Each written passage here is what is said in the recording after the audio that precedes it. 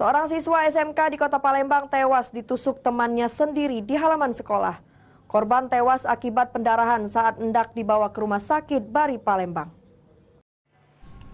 Eka 14 tahun, seorang siswa SMK Bina Jaya Palembang kelas 3 ini terbujur kaku tak bernyawa di ruang jenazah Rumah Sakit Bari Palembang pada Rabu siang lalu.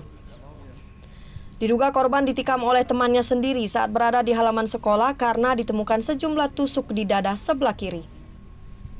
Menurut informasi, korban pertama kali ditemukan oleh siswa lain di lingkungan sekolah dengan kondisi bersimbah darah.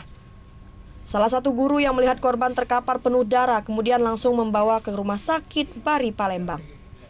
Namun diduga kehabisan darah, korban meninggal dunia saat perjalanan ke rumah sakit. Keterangan keluarga korban selama ini tak pernah ada musuh. Korban biasanya banyak ular, ya? Hah? Tidak banyak ular. Banyak ular.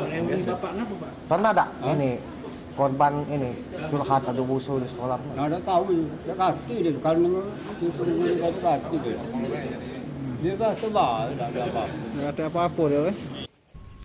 Menurut informasi dari hasil olah TKP tersebut, polisi telah mengantongi identitas pelaku berdasarkan keterangan saksi dan tengah dalam pengejaran petugas. Dari Palembang, Muhammad David, iNews melaporkan.